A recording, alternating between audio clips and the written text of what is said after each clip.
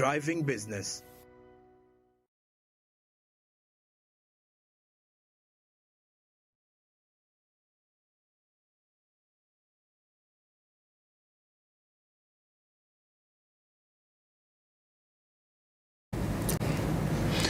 Good evening, Uganda. The time, of course, is 4 minutes past 8 p.m. and now we, of course, know that you are in the comfort of your home.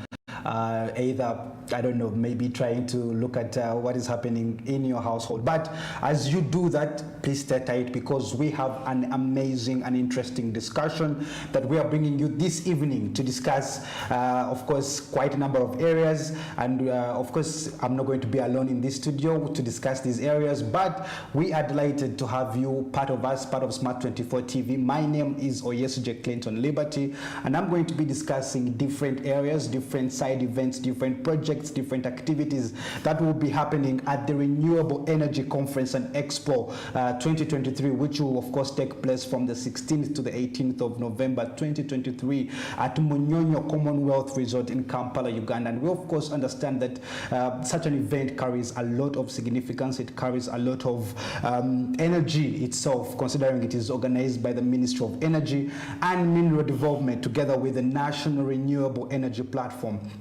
These organizations, of course, and these government bodies have come together to organize such an experiencing conference, which will provide different activities, different things to see, and different reforms that we can actually see for the year 2023. For who is with us live on this show, we are going to unfold quite a number of areas for you. So please stay tuned, stay connected wherever you are, and we shall enjoy this journey together. Now, of course, as I mentioned earlier, I'm not alone. I'm of course with a very delightful lady who is going to give us, of course, deeper insights on what this energy conference is going to give us and what it's going to bring and what are those expected benefits we expect to benefit from attending such a conference come the 16th of November. And of course, that must be this week, and we are just, I think, counting down now in terms of hours, in terms of days, and we are positionally ready to be a part of this amazing conference and expo. And of course, normally when they say there is an expo, it simply means that we are going to have different exhibitors who are going to be having different projects to exhibit to Ugandans and also other stakeholders. So let me give this opportunity to introduce my guests for this evening. You're most welcome. Thank you very much, Clinton. Your names and what you do, please. Good evening, viewers. I'm called Adela Chohire, and I'm a Senior Energy Officer at the Ministry of Energy in the Renewable Energy Department. Amazing, amazing. I'm very happy to have you. Of course, considering our topic today was about, the Renewable Energy Conference, and we wanted to understand more on what this conference is going to give us as Ugandans and how best can we benefit. Is it okay if you quickly just give us a very small synopsis, yes, or provide an overview of the upcoming Renewable Conference? What is it about and what is its significance for Ugandan's energy sector? Thank you, Clinton. Well, the hint is in the name, renewable energy. Yeah. So Uganda is a party to several agreements, like the Paris Agreement, for example, 2015, right, yeah, where we committed to combat climate change. As we know, the global temperature is rising, and when it reaches a certain point beyond 1.5 degrees Celsius, that's why we have the climate change impacts, the extreme temperatures, the changing patterns. Most of us are at our homes and we do not know why the rain patterns have changed, why it's very hot and not raining as the different patterns. Basically, these climate change impacts affect how we live at the end of the day, their livelihoods, our economy. It's really big. Maybe even our lives, our health, everything is related to the climate. That's true. And that's where renewable energy now comes in to combat climate change. The government is very, very passionate about combating climate change, and we recently launched the Energy Policy 2023, nice, where we are increasing the shares of renewable. The government is committed to increase the shares of renewables to a certain percentage. Already we have some generation that is over 80% renewable hydro, but now we are trying to diversify the mix what if the water levels go down? We have other things like solar. Uganda is very rich in solar, so we are diversifying to those things. We have even the downstream, we're looking at clean cooking, biofuels, and things like that, which are all related to renewables. So this conference is going to be very rich. There's going to be a lot of, from generation to distribution, the whole value chain of renewables. We're going to have so many experts, academia, industry, private sector, funders, our esteemed development funders coming to this, share experiences. These are the challenges. We're going to be so many panel discussions on the different topics. Let's say mini-grids. So we're going to have panel discussions on what are the current challenges, what is Uganda currently doing. So it's going to be rich in terms of information for our dear leaders, for our dear Ugandans, for those who want to learn, but also for the experienced people who are willing to add value to what Uganda is already doing. This is going to be the time. The Renewable Energy Conference is going to be between the 16th and the 18th of this month, which is literally this week. And we hope that we are going to meet all the different people to share these experiences and hopefully even network, because it begins at such events where we will have funders coming in and saying we want to do this in Uganda, and this is going to be the platform for that. Yes, thank amazing. you. I think that is a very good overview of actually what this conference is going to bring to us as Ugandans and as a country, at a larger scope. And of course, you have mentioned so many benefits of being a part of this networking. Looking out for sponsors and funders and all this. And I think to me that's a very good reason as to why Ugandans must be at this conference come on the 16th. Now, maybe if you could just, what are the restrictions there? Do we enter in any way, or is there a registration form? Well, there is a form on this event is hosted by the Ministry of Energy through the National Renewable Energy Platform. That's right. This is a platform that is meant to bring the private sector and renewable energy together. And someone has to go to the NREP, that's the National Renewable Energy Platform, the NREP website, and register for that. But it's also a free event. And do we pass the deadline now?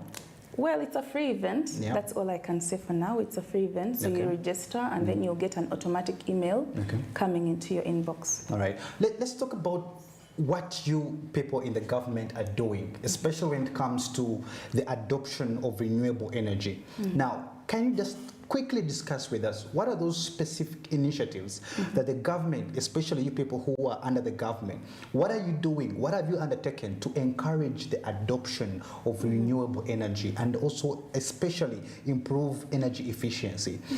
Maybe if I'm just to point out a few areas. One, I'm very positive that at least this year the government has set energy targets. And when I say energy targets, we have looked at the specific setting of targets that look at sharing renewable energy in the overall energy mix, and we are doing that through the powerful way of driving adoption. Now, we know that countries often commit to achieving a certain percentage of their energy, which could be, of course, aligned with the Paris Agreement. And definitely, and of course, we know that these commitments, Uganda is part of those countries that are doing that commitment, ensuring that we have a percentage of energy from the renewable resources by a specific date. I do not know which date that is for now, but I know that at least at a certain point X, we should have achieved our energy target, our renewable energy target. So I think the government has done a great role to ensure that we have renewable energy targets. Now, even also the government has set policy frameworks. The government has also made sure that we create policy frameworks and regulations that support the development of renewable energy. That's right? Yes. Now, of course, we know that these policy reforms and these policy frameworks, of course, support and encourage investment, but at the same time also now foster to energy projects. So I think to me that's those are one of the two areas I've noticed that the government has been able to support us and also make sure that we have a framework that we can adapt to, but at the same time also be in position to implement. And of course, when we talk about another area the government has been able to support is the investment in infrastructure.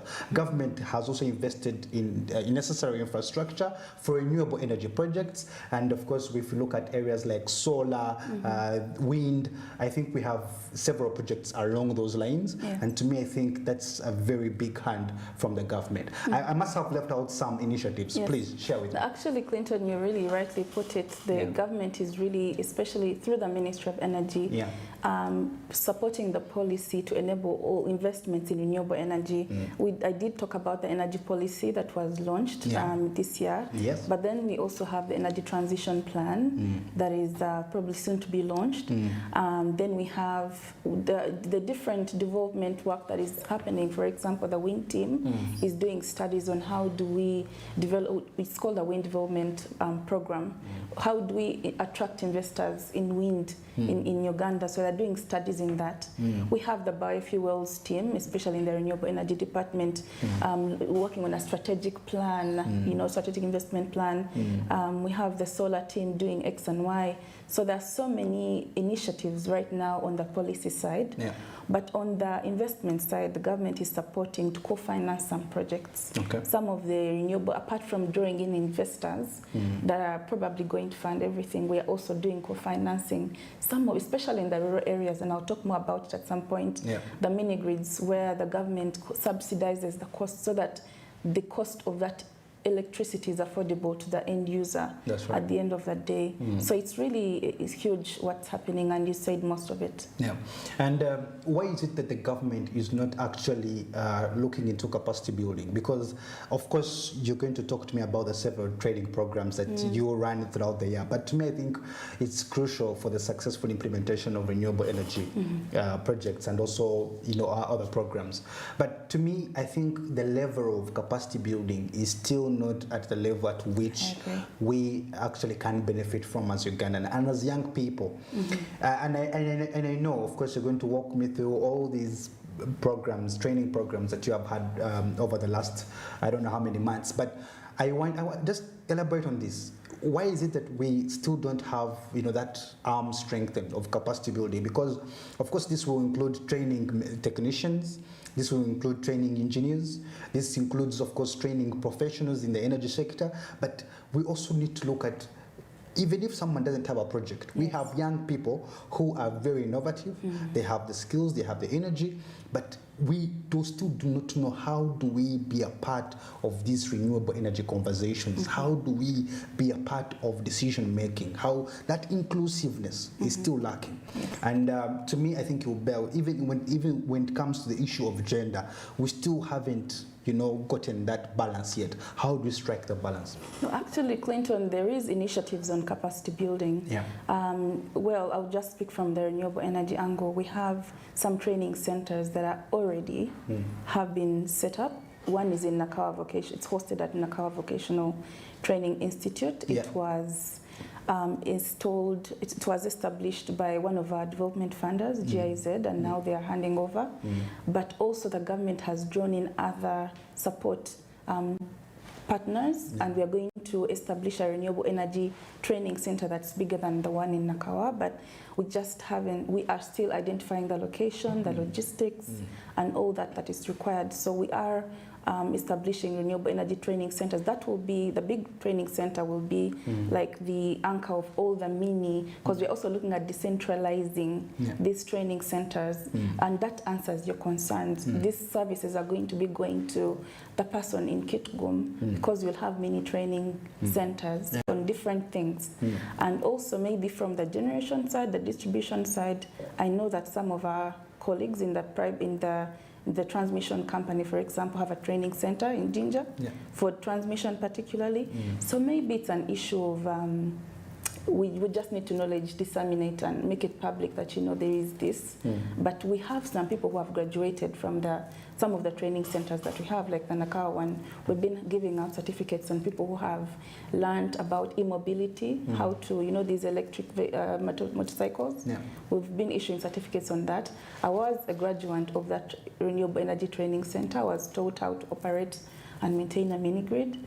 So we will definitely, you see, all those are good success stories that we actually don't know about. We say all these things are behind the scenes, but I think that will now bring us to the role of media and what it does to ensure that. I agree, but also on the academia side, we have UIPE reaching out and saying we want to link our students to you, and how do we support them? So some of those initiatives are still ongoing. Of course. What about the energy efficiency programs? Is government indulged in that as well? Yes, today we had, I think, the first day of the Energy Minerals Week. Okay. So the Renewable Energy Conference is part of the Energy Minerals Week. Okay. And the energy efficiency team actually launched at Akamwesi Mall what they're doing.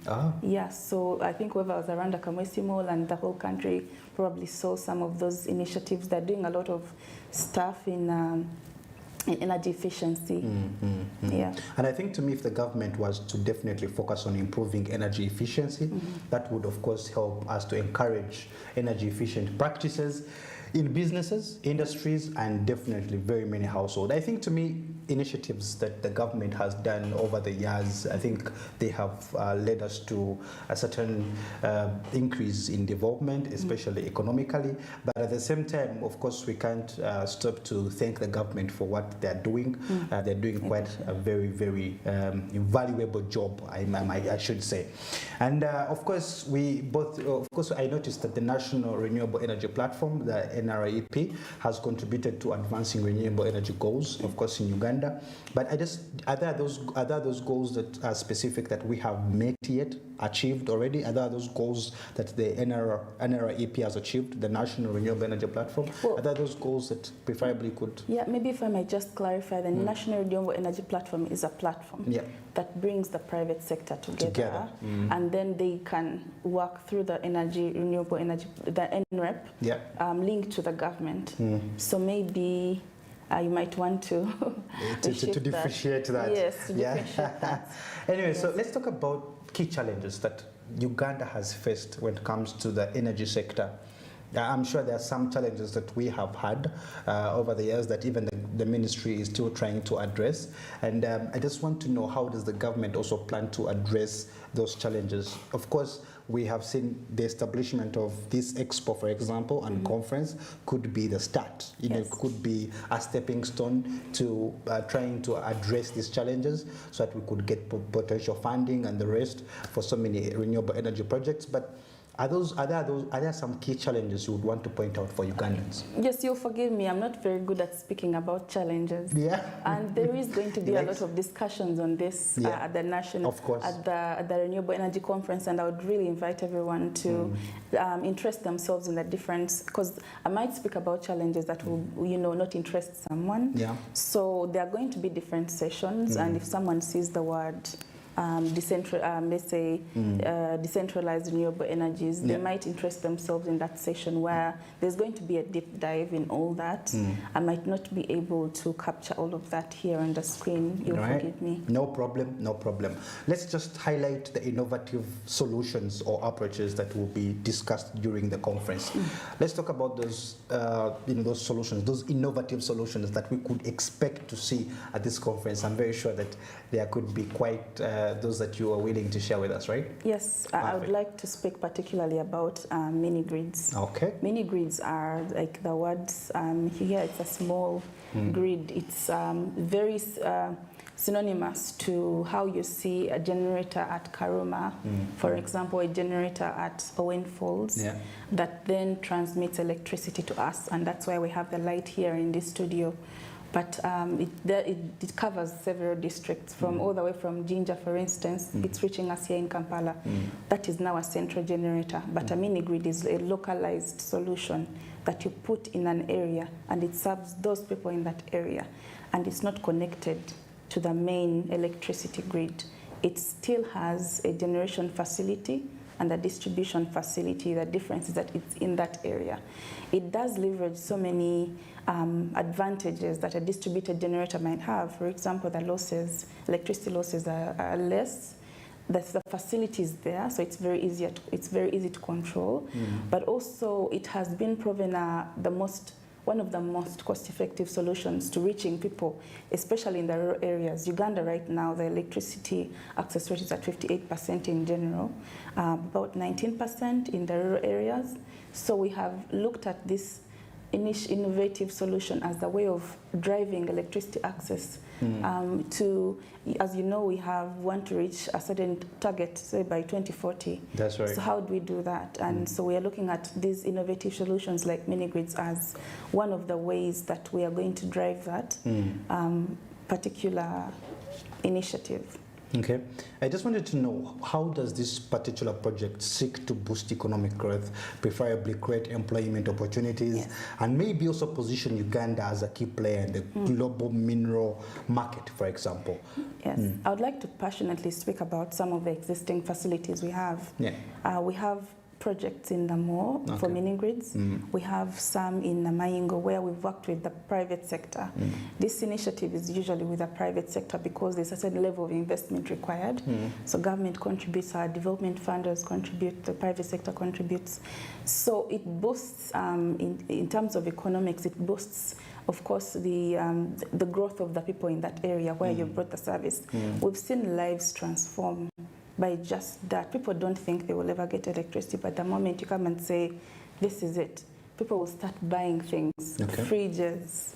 We recently actually did an interview there in Bunjako where people have now opened up businesses and more because their lives have been transformed because of electricity. That's interesting. So it really does have, it has changed people's livelihoods. I might not say on a scale of 1 to 10, but it does have an impact. People are getting jobs? Definitely. So during construction, definitely you will always hire the local people, but who is going to operate that mini grid? Of course. So this is where now the private sector says, I'm going to train the people in this area to operate this. And the government contributes to that, like I said, through our renewable energy training centers. You will train those people how to operate and maintain those mini grids. For whoever is watching us, they better be at that conference to ensure they get more details of this project. But preferably, is there any ripple effect of this project? I would like to speak particularly on the Get Access Uganda Mini Grids project. Yeah, sure. Yeah. So it's definitely going to be an interesting project, and we are looking to launch it on the 18th of November, this Saturday.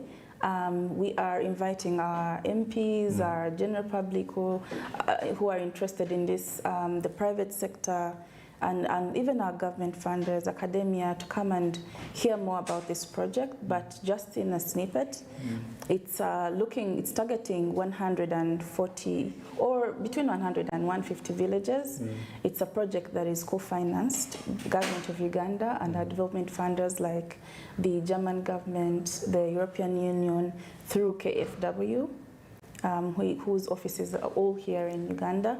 So it's going to be an interesting one. If I'm allowed time, I can speak more. Yeah, no worries. No, we're going to definitely unfold about this project more and more. Now, for those who are watching us, we're just going to give you a very small synopsis. We're going to have a side session at the conference and Expo, come 16th at, of course, at the Renewable Energy Expo. We're going to have so many to unfold. But Get Access Uganda Mini Grids project is one that, of course, will be launched this Saturday. For those who will attend the conference and Expo, be there. Right now, please, if you're watching us, just stay tuned, stay connected. We shall be back shortly.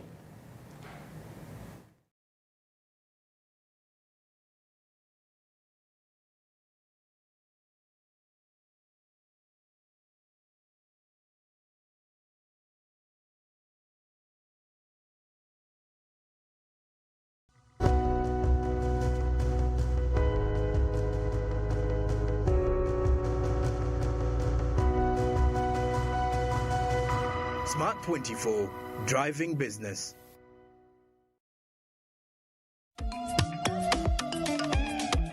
Jovia. Ng'oyolekera ku lugendo luno olw'obulamu.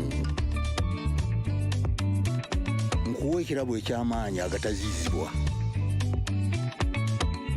Amaanyi okulabibwa n'okuwulirwa mu mawanga ag'ewala ennyo.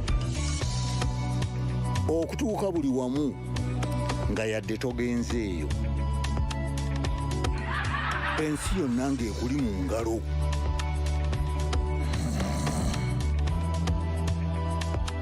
Okutambula mu biseera n'okumanya buli kimu ekirina okumanyibwa.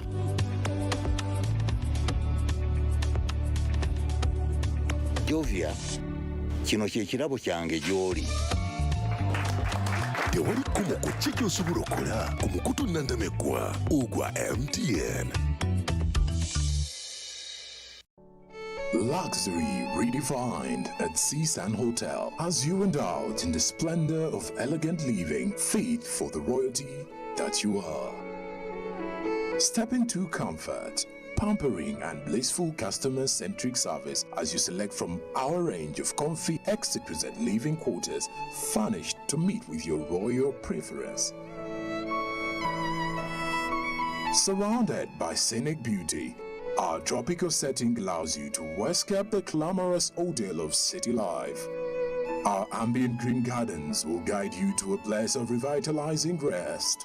The 3-star restaurant caters to your palate, serving your choice menu ranging from exotic cuisines to local delicacies. Our chefs will serve you full-course meals for a truly out-of-this-world culinary experience. Our fully stocked bar to whet your throat, from renowned global brand whisks, brandies, gins, beers and wines to our locally celebrated beverages, you will not lack for any brewage. It's an all-new experience in the East at Seasand Hotel. So visit today at plot 15 to 19 Spire Road, Ginger, or contact us on +256 751 719 960 and +256 785 354 614 for reservations. Seasand Hotels, luxury redefined.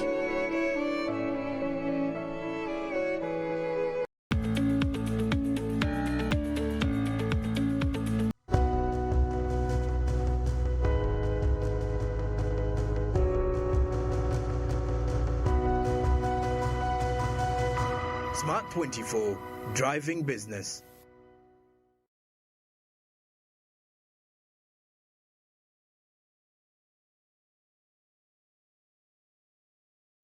Welcome back to Smart 24 TV, and I know of course we have given you quite enough time to stretch your legs and hands and of course be back for this amazing discussion. As I said, we are trying to unleash for you different areas that of course will be beneficial for you once you attend the Renewable Energy Conference and Expo that will be happening on the 16th to the 18th of November. And if you're around Kampala, please take the opportunity, take the initiative to be a part of this conference. There is so much that you can learn from there. There is so much that you can see with your own eyes, and of course learn, and then of course implement and upscale your businesses. So it's important that we understand the significance of such a conference and expo. And as I said earlier, we have a special guest who is in the room to just give us a special special area of what can it mean for any Ugandan who will attend the conference. And of course we continue to unfold different areas. Before we left for the break, we talked about the side event that will be happening at the conference, and of course it's a small project that will be launched on the 18th, this Saturday. Please, if you happen to attend, you should be there for the mini grids project. It's one that you will be amazed with. You'll be shocked to see what this project will contribute to Uganda's economic development. And I think, to me personally, I'm interested, and she's going to give us more details on what this project is all about and how best it can contribute to Uganda. Now, to Alain, let's talk about employment generation. Mm-hmm. Tell me about how this project of the mini grids can uncover or can create some job creation for local communities and of course the people in that community. Do you think that this project can try and give jobs to people? Of course you have already highlighted that, but we are looking at local communities, those yes. communities that will be in position to utilize this project in particular. Yes. I'll just get straight to it. Well, it is going to create opportunities because when the contractor comes to work, they're not going to ferry in people. Who is going to work? it's going to be the community. So it's going to create those jobs and opportunities for work at that moment. And then when it comes to how this mini grid works is that there will be a need to maintain it. There will be a need to operate it. So there's going to be training for the local communities to operate and maintain these mini grids. That is the next phase. Electricity starts lighting, you know. There's going to be much more than that. People are going to start businesses. Recently we went to Mpigi and we noticed that there's a lady who had a salon, a small salon, but she did not have electricity. So she just used to sell hair and plait. But now when electricity comes, you'll find her buying a dryer, you know, and buying a hairdresser, maybe if I might put it like that. So you'll find people who used to sell just CDs, buying the big speakers, the TVs, and the radios. So it's going to create employment and beyond. You know, it's going to restore livelihoods. And maybe broadly speaking, there's always something called what we call productive use of electricity. So when we bring this electricity, we also encourage the uptake of electricity. But our funder, who is the German government, EU through KfW, and the government of Uganda, are investing in productive use of electricity. There's going to be a grant for appliance financing on this project, whereby they contribute a certain percentage, say, and I'm not saying this is going to be the case, but it's the usual, say 70% of a cost. If you want a fridge as a business owner, you had a restaurant, but you don't have a fridge. So they might contribute a certain percentage of it, and then you contribute, let's say 20% to the cost, and you have a fridge. That's going to bring in more customers. So what's really interesting about this project is that we do not bring the electricity and bring it there, but the government of Uganda is also going to contribute electricity connections, the meter, the solido to you. So that's definitely going to change a lot of things. Yes, so the employment is going to be there. Okay, and of course you have also highlighted that there will be also training programs that will help to enhance skills.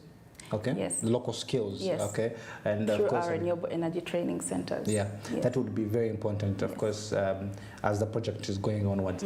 And are there any concerns to deal with environment or social impacts that we could be worried about? Well, this project is not, if you compare it, let's say, to a normal distribution project where there's a big medium voltage line, let's say 33 kV, there's not a lot of distraction here, because I honestly don't want to get into the big electricity, because my UTCL colleagues will you know, but then let me stick to this. So it's just a mini grid. Is like we are deploying containerized solutions.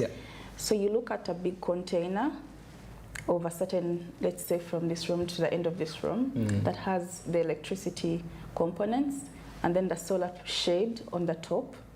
And then you have the distribution poles, which are small, usually 9 meters, moving to the different people. Like you have this pole just outside this facility. So it's not a destructive project. We do have compensation for people where we put the container, it's called the remote panel unit. Usually it takes about 50 by 100 or 50 by 50. So we wouldn't call it a destructive project. Environmentally, why? Because it's going to be a solar-based, you know, like I mentioned, it's going to be solar panels. So it's going to be a solar-based project. We don't expect to use, let's say, generators, where we're going to be instead solar-based, having carbon emissions. So it's definitely climate friendly, and it's one of the climate friendly initiatives that are being deployed all over the world. Amazing. And actually I wanted to also, because you see, this is of course very, very, very impactful to, of course, the local communities. But I just wanted to understand, you know, one of the key areas we want to negotiate for while at COP is technology development and transfer. And to me, I want to understand, are there some technological advancements that come with this project that we should, you know, I like your passion. So there is, because a mini grid it comprises of different components. Let's say solar panels. That is constantly evolving. When I first started out in mini grids, a solar panel, the wattage was about, say, 400, and over normal solar panel that we were using was about 400 watts, let's say. But now you can find the same size for 500 watts. But that means it gives out more power, but in the same size. Yeah. Then you go to the batteries. We have that evolving, and that is the interesting thing about renewables, by the way. They're constantly evolving, and you must be constantly up to date.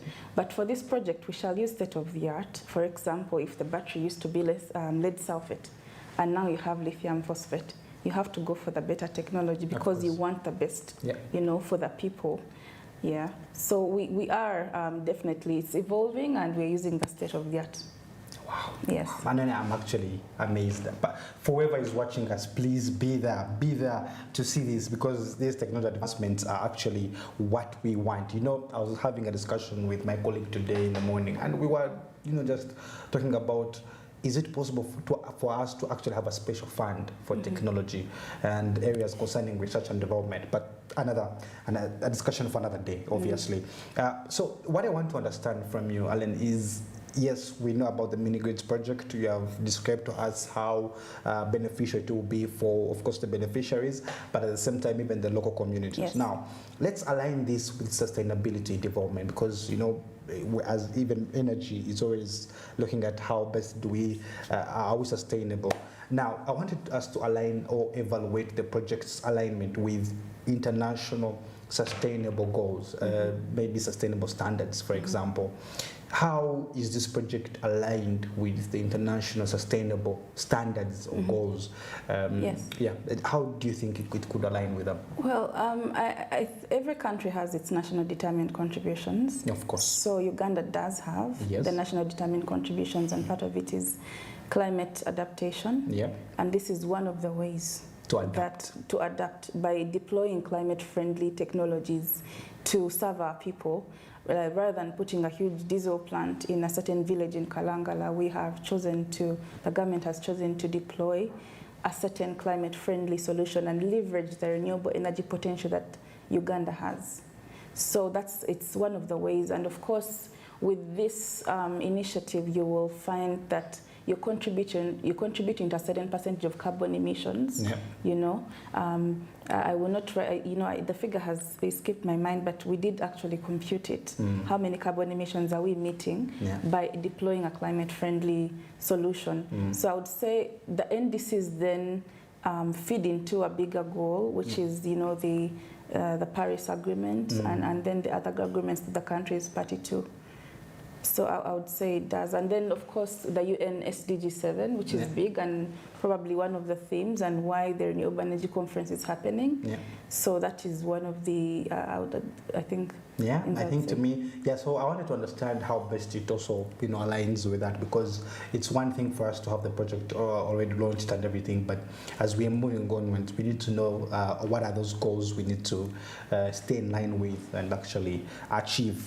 What about government and stakeholder involvement into this project? I just want to understand those collaborative efforts between the government and the private sector, of course, in driving the project. Yes. Is it are you going to have implementation partners who from the private sector as well, or it's just strictly driven by the government? Well, I like that you asked that. Yeah. So we are looking at stakeholders generally.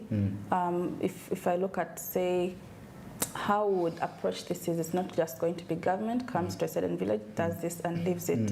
We want to involve people, and this is why we are launching the project and inviting the general public, the members of parliament, the leaders in those particular areas to participate and give us, you know, their thoughts on how best we can go about this.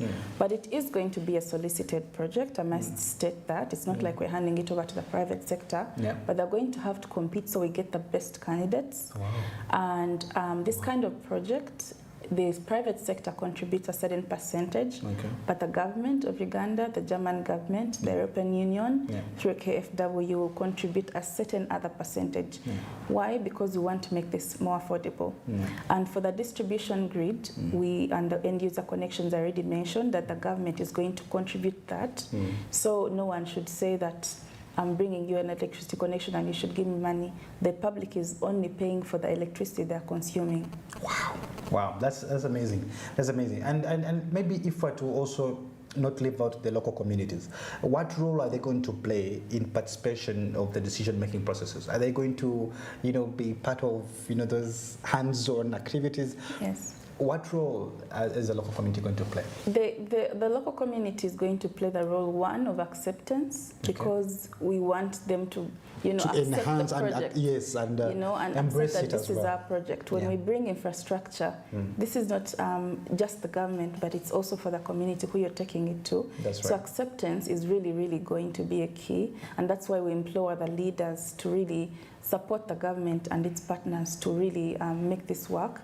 But also we've talked about employment already, but then after that we talked about what it's going to do for the people. So it's not just a one-day project or one-year project, but it's a lifelong project. So they're definitely going to be party to it throughout. And please make sure Smart 24 TV is part of the process. Thank you very much. Why? Because, of course, I was going to ask you on how do you plan to address concerns related to transparency and accountability. That's why I brought in and say, please make sure Smart 24 TV is part of the journey. Why? Because we want to actually be a part of, you know, transparency to ensure that, you know, this project has its visibility that it requires. It's important that we do that because the fact that we have talked about it today, people will want to find out on what this project is and how is it performing or doing. But are there any concerns related to transparency and accountability that you would want to talk to us about? Yes, as actually we were talking, I remember that I didn't mention where the project is going to be, but maybe I'll spoil it for the people. Absolutely.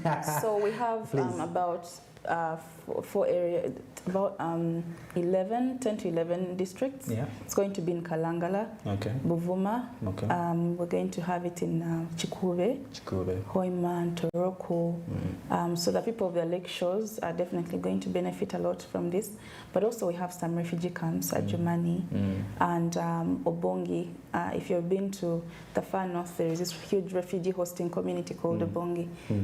So it's also going to be there. But just to answer your question on transparency and accountability, well, you might want to be specific because the projects get audited, you know, every year. Yeah, sure.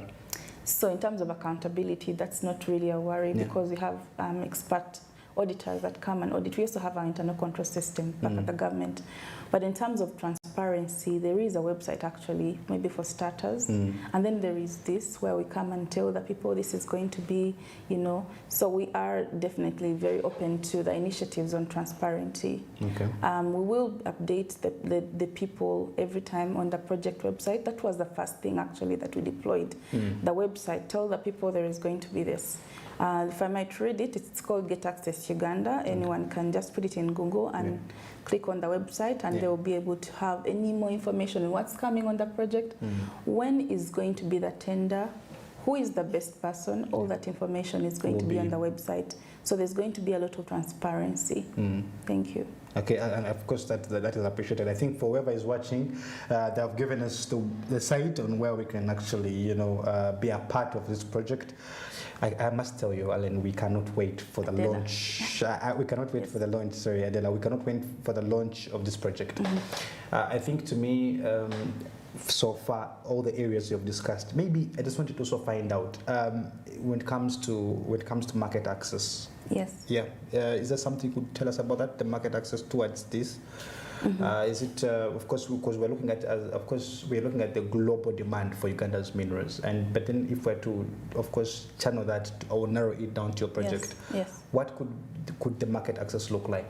Well, if I'm to answer that in the way I've understood it, I would think maybe what opportunities are going to be there for the people who are for business, maybe. So the first we talked about was the private sector. Who is going to do that job? It's not going to be the government for sure. Of course. We want to attract private sectors to invest in this business. So that's one. But then we also have the industry. There's going to be solar panels, there's going to be inverters, there's going to be poles, there's going to be conductors. Who is going to supply all those? It's the industry. So there is a lot of business opportunities. And for productive use of electricity, we already talked about appliance financing, whereby the people will require certain things like maybe clean cooking equipment, like pressure cookers, you know, who is going to supply that? So there's going to be a lot of business opportunities, not just for the people who are implementing the project, but also who is going to supply all those different components of that project. I just wanted to also understand something small. Is there any infrastructure investment that is accompanied with this project that you'd want to maybe just share with me? Any infrastructure investment? Could you be more clear? Infrastructure investment. For example, are there going to be any constructions that you're going to do? Yes. Especially in this district? Yes, there is. It's not as complicated as it sounds. There's just going to be the foundation, the civil works, for where that container we talked about, where it sits, and then we are going to have to move the poles to our homes. So that is the other thing, where you're digging pits and putting in a pole. Okay. So that's as much as it gets. Okay. Put a container and put poles in the different areas. So there is going to be definitely some construction works. Nice. But it's not going to be impactful in terms of destroying people's crops and things like that. Amazing, amazing. I'm just going to ask you the last question about this project, and then maybe as we wind up, I will take you back to the conference, and then we can take it up from there. But then, most importantly, I wanted to understand what are those? This one goes to Ugandans and whoever is watching us. What are those specific benefits? Okay, that Ugandans should expect from this project? I mean, those specific benefits. I mean, because I want when a Ugandan, if any Ugandan maybe in Kalangala, in Chikube, gets to be a part of this project, what are those specific benefits? Jobs. Yeah. There's going to be jobs. We talked about that. Career growth when it comes to time, opportunities for training people and employing them. But then livelihoods, for me, that's one of the biggest things that I always look at, like how are people's lives going to be transformed. Absolutely. And that all comes with electricity. What the benefits of electricity, you can name them, there's so many. So basically jobs, livelihoods, education. I mean, we target institutions, we target businesses. And when it comes to opportunities for investment, those are other benefits that we can talk about. So yeah, there's going to be a lot of impacts. I think we also, maybe what I didn't mention is this project is going to connect over maybe 100,000 people. That's our target. Amazing. So you're looking at 100,000 people benefiting from this project in the different areas. And when you add also the ripple effect becomes even now. Exactly. That's why I said the benefits of electricity, because there are so many that I might not be able to name them all in one setting. Absolutely. Now, away from your project, let's go back to the conference and Expo a bit, just a bit. I want you to, this is just more of like a steal from you. Is it okay if you share with us those projects, those specific projects or technologies that you find particularly promising and very noteworthy while, of course, at the conference, that would want us to actually reach there and say, you know what, I want to look at this, I want to see this. So renewable energy is not just physical, like where I talk about the solar, the wind, but we also have the bioenergy side, where we're going to talk about the biofuels. As you know, that the government is trying to move from the use of biomass, maybe charcoal for biomass. You know, most of our Ugandans, they are using a lot of charcoal, and that's destroying our environment and contributing to the climate change, degradation. So what we're doing is trying to interest people into deploying other technologies like biofuels, clean cooking. There's going to be talks on that. What is the government doing, and how can we interest the public into these other initiatives? So it's going to be the whole value chain that I might not say everything here, but I think there's mostly on the bioenergy side, there's also going to be a lot to talk about, but also there's going to be a session on decentralized renewable energies and the impacts that they're having in the world, and what are the opportunities for investment and such and forth. Amazing. I have to be there. You will see my face there. You will definitely see me there. And just as we conclude, what is your vision, Adele? What is your vision for the future of renewable energy in Uganda? Well, my vision is the government's vision. Okay. So I would like to interest everyone into the energy policy that talks about what share of renewables do we expect. But by 2040, basically, you're looking at, say, 80% share of renewables in the whole country. So that's my vision. My job is to implement the vision of the government. Okay. Yes. And maybe So how does the government plan to achieve this long-term sustainability? How does it plan to achieve this in the like energy sector? we did talk about implementation, what are the projects that we are doing, but also on the policy side, what is the government doing? The initiatives are like National Development Plan, the Vision 2040, energy policy, now the energy transition plan that's coming up. We have all these strategies that feed into everything. So the government is really doing a lot on the policy side. Amazing. All right. As we conclude, your final question will be if there are any upcoming projects or milestones that we can look forward to in the next coming years. Are there things that we could, keep us in check for now? Particularly for this project.